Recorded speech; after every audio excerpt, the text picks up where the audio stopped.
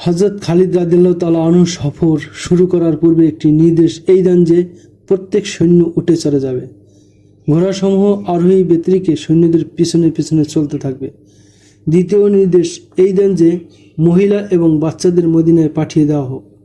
হযরত খালিদ রাদিয়াল্লাহু তাআলা আনহু সকল সালারদের জানিয়ে দেন, আপনারা প্রত্যেক সৈন্যকে এই বিষয়ে অবহিত করুন যে তারা এমন রাস্তা দিয়ে যাবে যে রাস্তা দিয়ে ইতিপূর্বে কোনো সৈন্য যায়নি। তার এটা জানানোর উদ্দেশ্য ছিল যেন সবাই মানসিকভাবে ত্যাগ স্বীকারের জন্য প্রস্তুত থাকে। মে মাস উটের ব্যবস্থা করতে করতে কেটে যায়। 634 খ্রিস্টাব্দের জুন মাস মোতাবেক 13 হিজরির রবিউস সানি মাস শুরু হয়। তখন মরুভূমি বারুদের মতো জ্বলছিল। হযরত খালিদ রাদিয়াল্লাহু তাআলা আনহু রওনা হওয়ার নির্দেশ দেন। তার সঙ্গে মুজাহিদিন ছিল 9000, যারা আত্মহত্যার সমতুল্য সফরে রওনা হয়েছিল। কারাগার পর্যন্ত সফর স্বাভাবিকভাবেই চলে। কারাগার থেকে সেই সফর শুরু হয়। মুসলিম ঐতিহাসিক এবং ইউরোপীয় ঐতিহাসিকগণ যাকে ইতিহাসের সবচেয়ে ভয়ঙ্কর ও ভয়াবহ সফর বলে আখ্যায়িত করেছেন। মুসান্না বিন হারেসা কারাগার পর্যন্ত হযরত খালিদ রাদিয়াল্লাহু তাআলা আনহুর সঙ্গে যান। হীরায় তার ফিরে আসার প্রয়োজন ছিল। কারাগার থেকে যত পরিমাণ পানি সঙ্গে নেওয়া সম্ভব ছিল মশকে করে তা নেওয়া হয়। কলস ভরেও পানি নেওয়া হয়েছিল।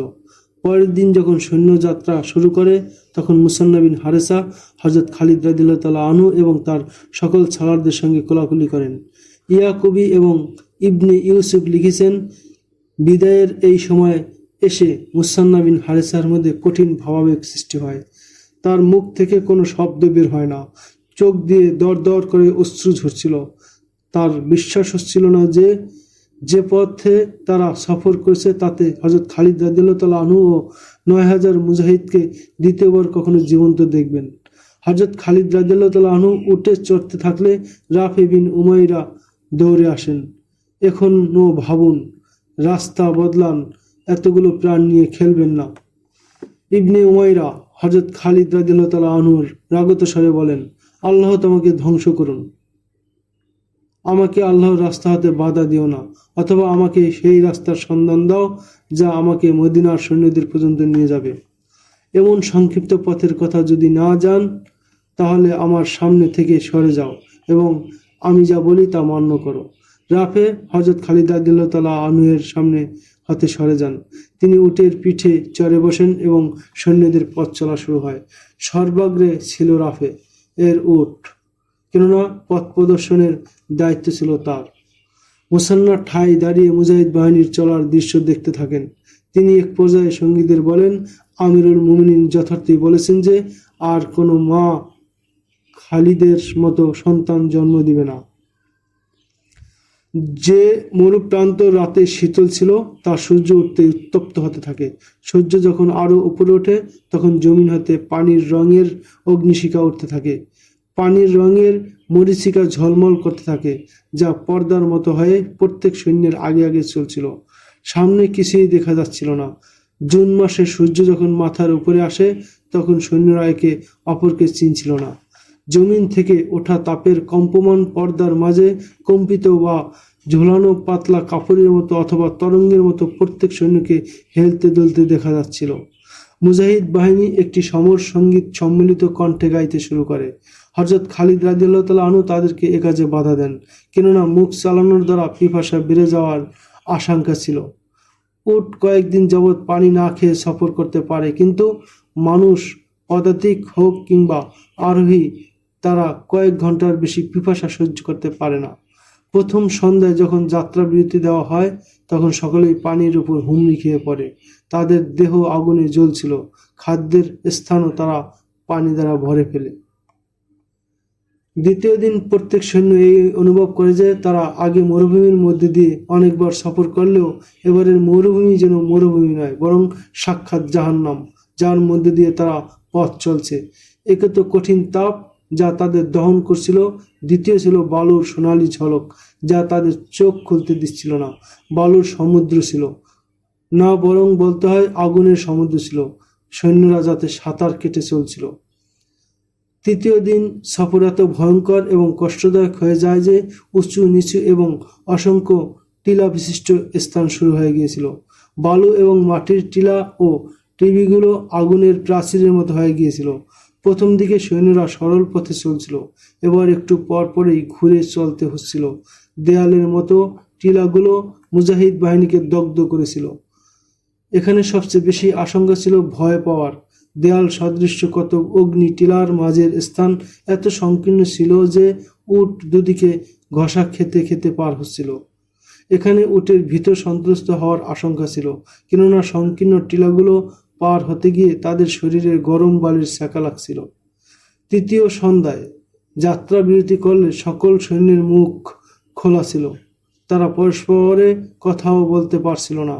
সেদিন যাত্রাবিরতির পর সৈন্যরা পানি পান করলে এই ভয়ঙ্কর সত্য সামনে আসে যে বাকি সফরের জন্য আর পানি নেই। পানির মজুদ 5 দিনের জন্য যথেষ্ট ছিল, কিন্তু তৃতীয় দিনই তা শেষ হয়ে যায়, কেননা চলতি পথেও মুজাহিদগণ পানি পান করতেন। চতুর্থ দিন কিয়ামতের চেয়ে কোনো অংশে কম ছিল না, এক ফোঁটাও পানি নেই। পিপাসার একটি অবস্থা হয় দেহগত, আর আরেকটি প্রভাব হয় মরুভূমির নিজের, যা মাথাকে বিগড়ে দেয়। এটা হয় তখন যখন মরীচিকা চোখে ভাসে, পানি এবং খরজুর বিথিকা দেখা যায়, শহর এবং সামুদ্রিক জলযান চোখে পড়ে এবং মুসাফির তাকে বাস্তব মনে করে। বালুর চমকের প্রতিক্রিয়াও বড় ভয়াবহ ছিল। এক সৈন্য জোরে বলে ওঠে, ওই পানি দেখা যায়, প্রথমে আমি পানি পান করব। আর সেই লোকটি চলমান উট থেকে লাফিয়ে নেমে একদিকে দৌড় দেয়। তার দেখা দেখি 3-4 জন মুজাহিদ তার পেছনে ছুটে যায়। তাকে আল্লাহর হাতে ন্যস্ত করো। রাফি বিন উমাইরা দূর থেকে বলেন, মরুভূমি কোরবানি উসুল করা শুরু করেছে, তার পেছনে পড়ো না, সবার পরিণতি এক হবে, আর তা হলো মৃত্যু। একটু পরে এক মুজাহিদ বেহুশ অবস্থায় উঠাতে পড়ে যায়। সে মাটিতে পড়ে উঠে দাঁড়ায় এবং উটের দিকে এগিয়ে আসার পরিবর্তে অন্যদিকে চলে যায়। কেউ তার পদাঙ্ক অনুসরণ করে না। তার পেছনে না যাওয়ার একটি কারণ এটাও ছিল যে সকলের চোখ ছিল বন্ধ। বালুর চমক এবং সূর্যতাপ তাদের চোখ খুলতে দিচ্ছিল না। চতুর্থ দিন, যেদিন সৈন্যরা পানি ছাড়াই চলছিল, বাস্তব অর্থে তা ছিল জাহান্নামের একটি দিন। মনে হচ্ছিল সেদিন সূর্য আরো নিচে নেমে এসেছে। প্রথম দিকে মানুষ বালুর চমক ও সূর্যতাপের প্রখরতায় চোখ বন্ধ রাখত, কিন্তু এখন চাইলেও চোখ খুলছিল না। মরুভূমির জাহাজ খেত উট হেরে যাওয়ার উপক্রম হয়ে পড়ছিল। কোনো কোনো উট বিকট আওয়াজ করছিল। উট বসার জন্য সামনের দুপা ভাঁজ করে আনে এবং এক পার্শ্বদেশ মাটিতে লাগিয়ে শুয়ে পড়ছিল। এতে তার আরোহী পড়ে যেত, কিন্তু তার মধ্যে ওঠার হিম্মত হতো না। সৈন্যদের মধ্যে অনেকের চোখ বন্ধ ছিল এবং মাথা খারাপ হয়ে গিয়েছিল, ফলে তাদের এই অনুভূতি ছিল না যে তাদের কোনো সঙ্গী উট থেকে পড়ে গেল না, উট নিজেই হুমড়ি খেয়ে পড়ে গেল, যার দরুন কেউ পড়ে গেলে তাকে উঠিয়ে নেওয়ার মতো অবস্থা কারো ছিল না। মরীচিকার শিকার লোকের সংখ্যা ক্রমেই বৃদ্ধি পাচ্ছিল। স্বয়ং হযরত খালিদ রাদিয়াল্লাহু তাআলা আনহু এর অবস্থা এমন হয়ে গিয়েছিল যে তার কোনো খোঁজ খবর ছিল না যে সৈন্যদের মাঝে কোন হালত চলছে। শুধুমাত্র দৃঢ় প্রত্যয় এবং অজেয় শক্তি তাদের জীবিত রেখেছিল। এদিকে অবলা জানোয়ার উট আপন মনে চলছিল। যদি উট থেমে যেত তাহলে এক সৈন্যের পক্ষেও এক কদম অগ্রসর হওয়া সম্ভব হতো না। সৈন্যদের সঙ্গে থাকা ঘোড়াগুলো মুখ ঘা হয়ে গিয়েছিল এবং জিহবা ঝুলে পড়ছিল। মুজাহিদদের জিহবাগুলো পানি শূন্য হয়ে কাষ্ঠ সদৃশ্য হয়ে গিয়েছিল। গলায় পিপাসার কাটা বিঁধেছিল, এ কারণে তাদের মুখও হা হয়ে গিয়েছিল। তারা তখন লাশের মতো হয়ে গিয়েছিল। উটের পিঠে নিজেকে ধরে রাখতে পারছিল না, এই কারণে আরোহীদের কেউ কেউ পড়ে যাচ্ছিল। তারা ক্রমে মৃত্যুর কাছাকাছি পৌঁছে যাচ্ছিল। শরীরের আর্দ্রতা শুকিয়ে গিয়েছিল। রাতে সৈন্যরা যাত্রাবিরতি করে, মুজাহিদরা সারা রাত জেগে কাটায়। দেহে বিভিন্ন সমস্যা দেখা দিচ্ছিল। জিহবা এমনভাবে আড়ষ্ট হয়ে গিয়েছিল যেন মুখের মধ্যে কেউ কাষ্ঠখণ্ড রেখে দিয়েছে। সফরের শেষ দিনের সূর্য উদিত হয়ে মুজাহিদ বাহিনীকে মৃত্যুর পয়গাম দিতে থাকে। কয়েকজন মুজাহিদ উটের উপর বেহুশ হয়ে যায়। ভাগ্য ভালো যে তারা হেলে দুলে পড়ে যায়নি।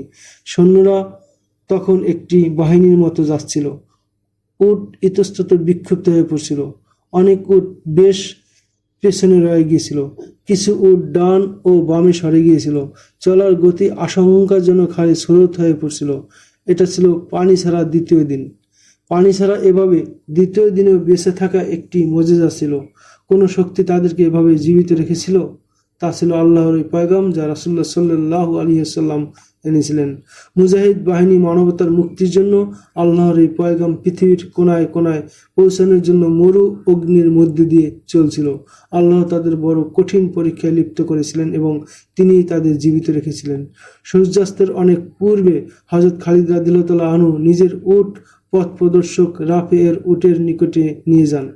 ইবনে উমাইরা হযরত খালিদ রাদিয়াল্লাহু আনহু অনেক কষ্টে শব্দগুলো মুখ থেকে বের করেন। এখন কি আমাদের এই ঝর্ণার নিকটে থাকার কথা ছিল না, যার কথা বলেছিলে? সম্ভবত সওয়া এক মঞ্জিল দূরেই হবে। আল্লাহ আপনাকে নিরাপদে রাখুন। ওলীদের পুত্র রাফি বিন উমাইরা বলে, আমি চোখ ওঠা রোগে আক্রান্ত ছিলাম।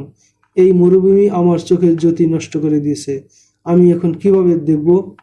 তুমি অন্ধ হয়ে গিয়েছো।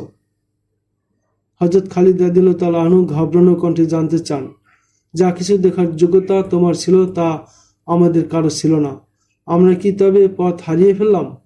ঐতিহাসিক অকিদি এবং আল্লামা তবরী রহমতুল্লাহ আলাইহি লিখেন, রাফি বিন উমাইরার দৃষ্টিশক্তির লোপ পেয়েছিল, তবে সে কিছু গাইডলাইন মনে রেখেছিল।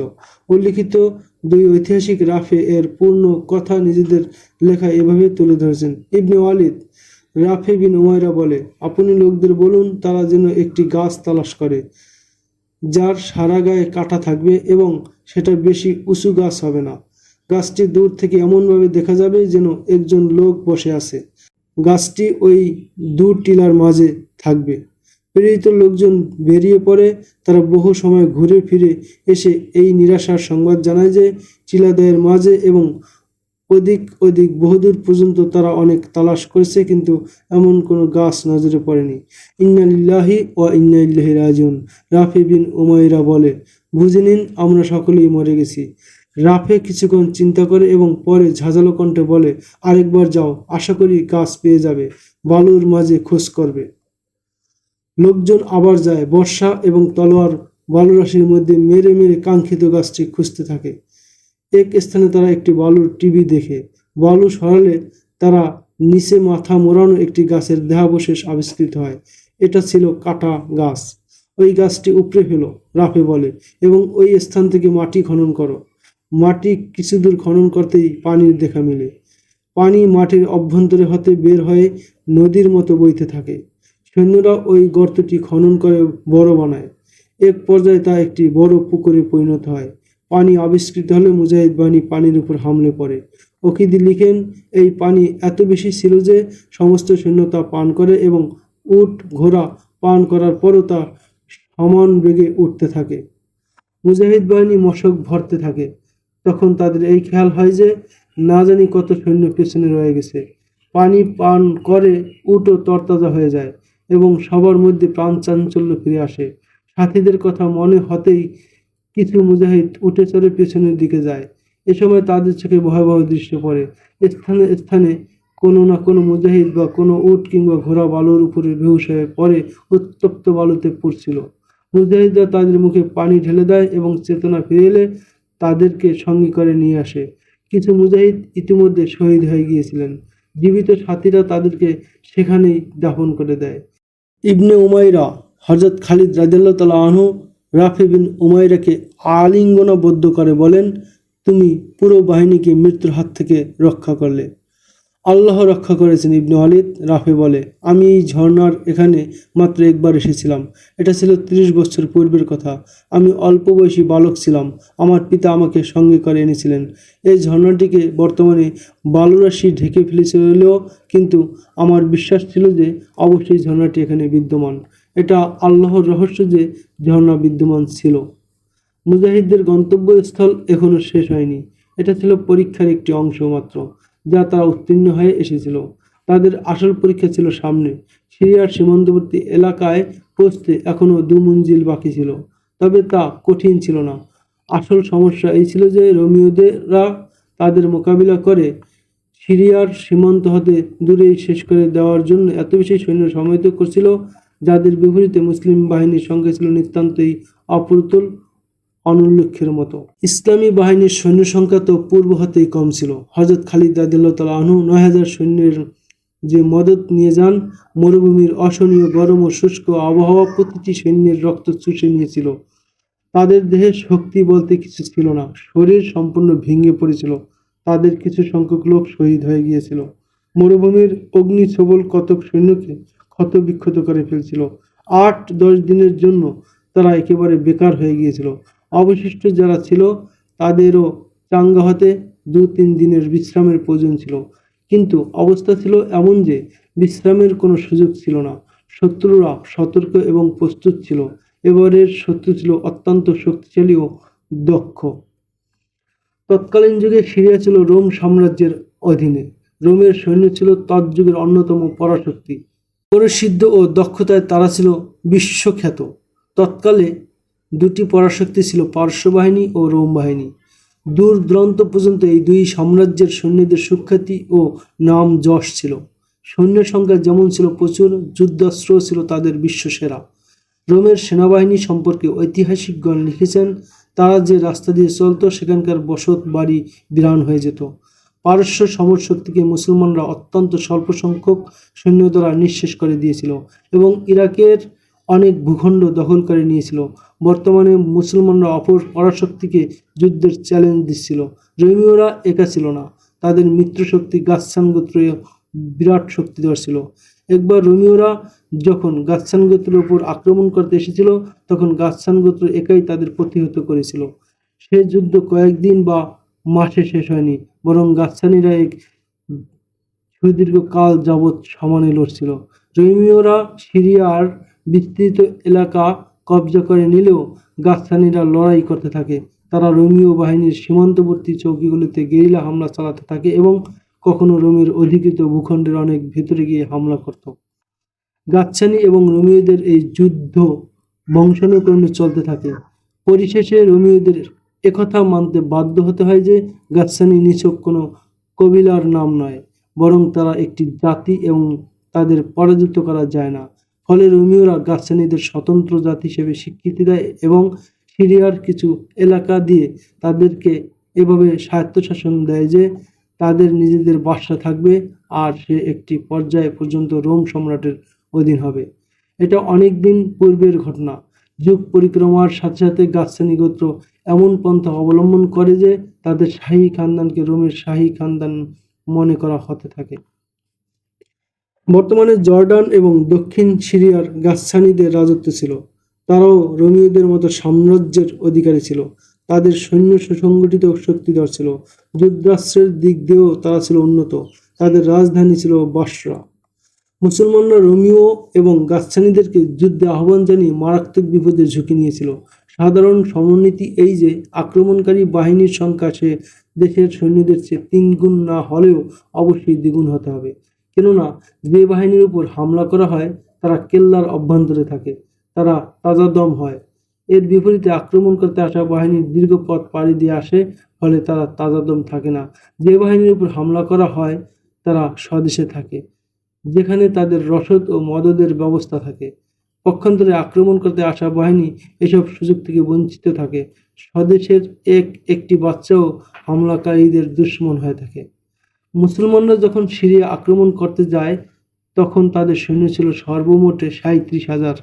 ২৮,০০০ পূর্ব হতেই সেখানে বিদ্যমান ছিল। হযরত খালিদ রাদিয়াল্লাহু তাআলা আনহু বাকি ৯,০০০ সৈন্য সাথে নিয়ে এসেছিলেন। এই ৯,০০০ সৈন্য তৎক্ষণাৎ যুদ্ধ করার উপযুক্ত ছিল না। এই ৩৭,০০০ সৈন্য যাদের উপর আক্রমণ করতে গিয়েছিল তাদের সৈন্য সংখ্যা ছিল প্রায় ১.৫ লাখ। সকলেই ছিল তাজাদম এবং সম্পূর্ণ প্রস্তুত। ৫ দিনের ভয়াবহ সফর শেষে যখন মুজাহিদ বাহিনী জন হাতে পানি পান করে আহার করে, তখন তাদের উপর তন্দ্রা আসন্ন হওয়া কুদরতি বিষয় ছিল। সৈন্যদের আশা ছিল তাদের কিছুদিন আরাম ও বিশ্রাম করার সুযোগ মিলবে। বিশ্রামের দরকারও ছিল তাদের, কিন্তু গন্তব্যে পৌঁছে তারা তাদের প্রধান হযরত খালিদ রাদিয়াল্লাহু তাআলা আনহুকে দেখেন যে তিনি উটের পরিবর্তে ঘোড়ায় চেপে বসে আছেন, যার মর্মবাণী ছিল এটাই যে মুহূর্তের জন্য বিশ্রামের সুযোগ হবে না। ঐতিহাসিক অকিদি লেখেন, হযরত খালিদ রাদিয়াল্লাহু তাআলা আনহু হালকা ওজনের বর্ম পরিধান করেছিলেন। তিনি বর্মটি পরেছিলেন ঝর্ণার কাছে এসে পানি পানের সময়। বর্মটি ছিল ভণ্ড নবীর দাবিদার মুসাইলামা কাজ্জাবের। হযরত খালিদ রাদিয়াল্লাহু তাআলা আনহু যখন তাকে পরাস্ত করেছিলেন তখন তার বর্ম খুলে নিজের কাছে রেখেছিলেন। এটা ছিল এটা ছিল ধর্মান্তরিতের ফিতনার উপর বিজয় অর্জনের স্মারক। সে যুদ্ধ জয়ের আরেকটি নিশানা হযরত খালিদ রাদিয়াল্লাহু তাআলা আনহু এর কাছে ছিল, আর তা ছিল তার তলোয়ার। এটিও ছিল মুসাইলামা কাজ্জাবেরই। হযরত খালিদ রাদিয়াল্লাহু তাআলা আনহু তলোয়ারটি নিজের কোমরে বেঁধে রেখেছিলেন। ঐতিহাসিক অকীদের তথ্য অনুযায়ী হযরত খালিদ রাদিয়াল্লাহু তাআলা আনহু এর মাথার উপরে শিকল বিশিষ্ট শিরস্ত্র ছিল। শিরস্ত্রের উপরে ছিল পাগড়ি বাঁধা। পাগড়ির রং ছিল লাল। শিরস্ত্রের নিচে যে টুপি তিনি পরেছিলেন তার রঙও ছিল লাল। হযরত খালিদ রাদিয়াল্লাহু তাআলা আনহু এর হাতে কালো সাদা রঙের পতাকা ছিল, যা কেবল এই কারণে সম্মানিত ছিল না যে এটা ছিল ইসলামী ঝান্ডা, বরং এই জন্য তা গুরুত্বপূর্ণ ছিল যে এই ঝান্ডা রাসূলুল্লাহ সাল্লাল্লাহু আলাইহি সাল্লাম প্রতি রণাঙ্গনে নিজের সঙ্গে রাখতেন। যখন নবীজি হযরত খালিদ রাদিয়াল্লাহু তাআলা আনহুকে সাইফুল্লাহ, আল্লাহর তরবারি উপাধিতে ভূষিত করেন, তখন তিনি এই ঝান্ডাটিকেও তাকে দিয়েছিলেন। ঝান্ডার নাম ছিল ইকাব। ৯,০০০ মুজাহিদদের মধ্যে যেমনিভাবে সাহাবায়ে কেরাম ছিলেন, তেমনি ছিলেন হযরত খালিদ রাদিয়াল্লাহু তাআলা আনহু এর পুত্র আব্দুর রহমানও। তার বয়স ছিল ১৮ বছর। এই বাহিনীতে আমিরুল মুমিনিন হযরত আবু বকর রাদিয়াল্লাহু তাআলা আনহু এর পুত্রও ছিল, তার নাম ছিল আব্দুর রহমান। মুজাহিদ বাহিনী খানাপিনা শেষে এদিক ওদিক বসেছিল। তারা তাদের সর্বাধিনায়কের ঘোড়ায় চড়ে নিজেদের মাঝে ঘুরতে ফিরতে দেখে সবাই উঠে দাঁড়ায়। হযরত খালিদ রাদিয়াল্লাহু তাআলা আনহু মুখে কিছু বলেন না। তিনি প্রত্যেক মুজাহিদের দিকে তাকান এবং মুচকি হাসেন। তার মাথায় শিরস্ত্র এবং গায়ে বর্ম দেখে এবং তার হাতে নবীজির ঝান্ডা দেখে মুজাহিদরা বুঝে যায় যে তাদের সর্বাধিনায়ক যাওয়ার জন্য প্রস্তুত। এতে মুজাহিদ বাহিনী কারো কিছু বলা ছাড়াই উঠে দাঁড়ায় এবং উট ছেড়ে সকলে ঘোড়ায় সওয়ার হয়ে যায়। তারা জেনে যায় যে আল্লাহর তরবারি সামান্য সময়ের জন্য খাপে যাবে না। হযরত খালিদ রাদিয়াল্লাহু তাআলা আনহু এর প্রাণ চাঞ্চল্যকর মুচকি হাসি পুরো বাহিনীর ক্লান্তি দূর করে দেয়। বাহিনী চলার জন্য প্রস্তুত হয়ে যায়। অলিদের পুত্র, এই দেখুন, এক লোক উল্লাসিত কণ্ঠে বলছিল এবং দৌড়ে আসছিল, এই দেখুন অলিদের পুত্র, আল্লাহ তাআলা আমার দৃষ্টিশক্তি ফিরিয়ে দিয়েছেন। আমি এখন দেখতে পারি, আপনাকে আমি দেখছি। নিঃসন্দেহে আল্লাহ তাআলা ঈমানদারদের উপর রহম করেন।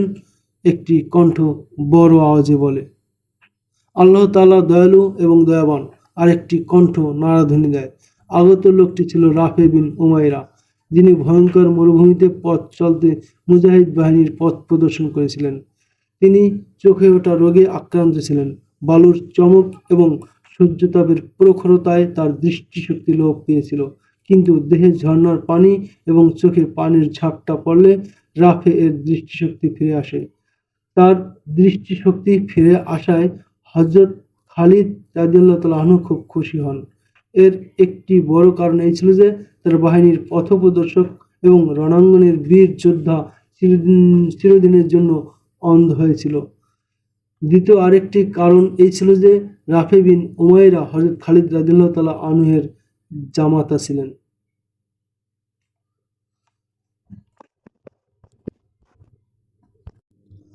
মুজাহিদ বাহিনী ভয়ঙ্কর ৫ দিনের সফর শেষে ঝর্ণার পানি পেয়ে ও পান করে যখন নিজেদের বিধ্বস্ত অবস্থা কাটিয়ে ওঠে, তখন তারা আবার সম্মুখে পানে পরবর্তী মঞ্জিলের উদ্দেশ্যে যাত্রা শুরু করে দেয়। সামনের সফর সহজ ও আরামদায়ক ছিল, কিন্তু ওই দুশমনের উপর বিজয় অর্জন করা কঠিন ছিল। যাদের সঙ্গে লড়াই করতে তারা চলছিল, এবারের দুশমন ছিল অত্যন্ত শক্তিশালী। সেখানে কেল্লাও ছিল। যুদ্ধস্থানটি ছিল তাদের রাজত্বের অধীন। মুসলমানরা ছিল খোলা ময়দানে এবং নিজেদের বাড়িঘর থেকে অনেক অনেক মাইল দূরে। নিজেদের আহার ও পশুদের আহারের ব্যবস্থা তাদের নিজেদেরই করতে হতো। এটা ছিল তাদের জন্য গুরুত্বপূর্ণ বিষয়। হযরত খালিদ রাদিয়াল্লাহু তাআলা আনহু যখন স্বীয় বাহিনী নিয়ে সিরিয়া সীমান্ত এলাকার দিকে অগ্রসর হচ্ছিলেন, তখন গাসসানী বাদশাহ জাওয়ালা বিন আইহাম তার মন্ত্রীবর্গ ও সেনাপতিদের নির্দেশ দিয়ে রেখেছিলেন যে মুসলিম বাহিনী সীমান্তে এসে গেছে, তাদেরকে ওখানেই শেষ করে দিতে হবে। ইতিমধ্যে খালিদ বিন সাইদকে রোমীয় সৈন্যরা পরাজিত করে ফেলেছিল।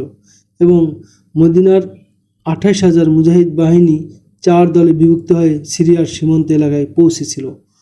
আমরা রোমীয়দের পরাভূত করেছি। গাসসানী বাদশাহ জাবালা তার সভাসদ ও সালারদের বলছিলেন, রোমীয়দের চেয়ে উন্নত এবং বীর যোদ্ধা আর কারা হতে পারে?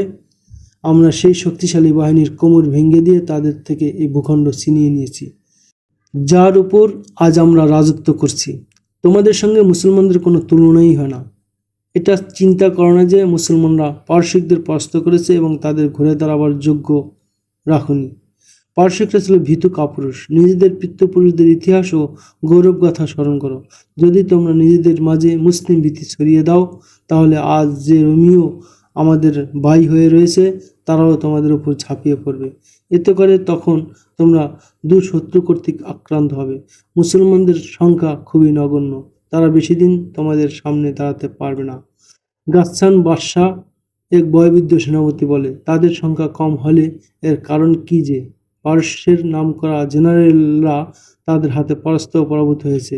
মুসলমানরা কি ফারাস রণাঙ্গনে রোম ও পারস্যের সম্মিলিত বাহিনীকে শোচনীয়ভাবে পরাজিত করেনি?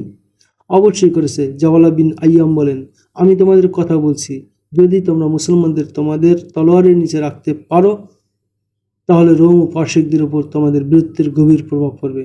আর তোমরা ভালো করেই জানো যে এতে তোমাদের লাভ কি। আমার নির্দেশ হলো, সীমান্তের প্রত্যেক বসতিতে এই বার্তা পৌঁছে দাও যে মুসলমানদের সৈন্য অথবা তাদের কোনো দল যদি কোনো দিক দিয়ে অতিবাহিত হয়, তাহলে তারা যেন তাদের উপর আক্রমণ করে এবং তাদের বেশি থেকে বেশি ক্ষতি করার চেষ্টা করে। প্রত্যেক ওই ব্যক্তি যে গাসসানী মায়ের দুধ পান করেছে, সে নিজ গোত্রের জন্য নিজের প্রাণ কুরবানি করবে, তবে 3-4 জন মুসলমানের প্রাণ নিয়ে। তারপর আমি নিজেকে ধোঁকা দিচ্ছি না, আমি ওই মুসলমানদের দুর্বল মনে করছি না, যারা নিজেদের মাতৃভূমি ছেড়ে এত দূর এসেছে। তারা তাদের ধর্ম আকিদা বিশ্বাসের উপর ভর করে এসেছে। তাদের আকিদা হলো তাদের সত্য ধর্ম। তারা আল্লাহর প্রিয় বান্দা এবং আল্লাহ তাদের সাহায্য করেন। যদি তোমাদের আকিদা বিশ্বাস দৃঢ় হয়, তাহলে তোমরা তাদের কচুকাটা করতে পারবে। গোত্রের বালকদেরও লড়াইয়ে নিয়ে আসবে, মহিলারাও যেন লড়াইয়ে শরিক হয়। প্রত্যেকেই এই চেষ্টা করবে মুসলমানরা যেন এখান থেকে এক দানা খাদ্যও না নিতে পারে, এক ফোঁটা পানিও সংগ্রহ করতে না পারে। তাদের উট ঘোড়া যেন ওই ঘাসের একটি পাতাও না খেতে পারে যা তোমাদের জমিন উৎপন্ন করেছে। হযরত খালিদ রাদিয়াল্লাহু তাআলা আনহু এর পরবর্তী মঞ্জিল ছিল সেওয়া। এই স্থান সম্পর্কে তাদের জানানো হয়েছিল যে এলাকাটি সবুজাব এবং শ্যামলিমাপূর্ণ। বাহিনী লোকালয়ের প্রথম বসতির কাছে এলে কম বেশি 40 আরোহী মুসলমানদের অগ্রভাগের উপর এমনভাবে হামলা করে যে আক্রমণকারীদের ঘোড়া হঠাৎ টিলার পশ্চাৎ দিক দিয়ে বের হয়ে দ্রুত দৌড়ে আসে এবং মুজাহিদদের দেহপানে বর্ষা ছুঁড়ে মারে। মুজাহিদরাও বীর যোদ্ধা ছিলেন এবং তাদের মতো গেরিলা আক্রমণে পারঙ্গম ছিলেন, এই জন্য তাদের বড় ধরনের ক্ষয়ক্ষতির শিকার হতে হয়নি। মুজাহিদ আহত হয় এবং তারা আক্রমণকারীদের মধ্য হতে 3-4 জনকে ঘোড়ার পিঠ থেকে ফেলে দিতে সক্ষম হন। এরা ছিল গাসসানী বাহিনী, যারা প্রথম দর্শনীয় মুসলমানদের এই বার্তা দিয়ে দেয় যে তারা লড়াই করতে জানে এবং তাদের মাঝে লড়াই করা এবং মৃত্যুবরণ করার প্রেরণা আছে। হামলাকারীরা আক্রমণ করে দ্রুত সটকে পড়ে এবং এদিক সেদিক হারিয়ে যায়। কিছু দূর গিয়ে তারা আবার ফিরে আসে। এবার মুসলমানরা পূর্ণভাবে প্রস্তুত ছিল। গাসসানীরা আবার আক্রমণ চালায়। তারা বর্ষা ও তলোয়ারে সুসজ্জিত ছিল। মুসলমানরা তাদেরকে ঘেরাওয়ের মধ্যে আনতে চেষ্টা করে, কিন্তু তারা বীর বিক্রমে লড়ে বেরিয়ে যায়। তাদের মাঝে জমে লড়াই করার মতো মনোভাবই ছিল না। মুসলমানদের পশ্চাৎ বাহিনীর উপরও গাসসানীরা আক্রমণ করে। এই আক্রমণের ধরন ছিল গেরিলা প্রকৃতির। ঘোড়া হঠাৎ করে দৌড়ে আসতো এবং দৌড়ের মাঝে আক্রমণ করে বেরিয়ে যেত।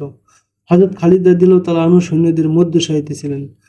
সামনের ও পিছনের সৈন্যদের উপর আক্রমণের খবর জানতে পেরে তিনি পুরো বাহিনীর বিন্যাস নতুনভাবে করেন, কিন্তু সৈন্যদের বেশি দূর ছড়িয়ে দেওয়া তার পক্ষে সম্ভব হয় না, কেননা অঞ্চলটি সুগম ছিল না। কিছুক্ষণ পর হযরত খালিদ রাদিয়াল্লাহু তাআলা আনহু এর সামনে কয়েকজন গাসসানী যুদ্ধবন্দীকে আনা হয়। তাদেরকে মুজাহিদরা ঘোড়ার পিঠ থেকে ভূপাতিত করছিল।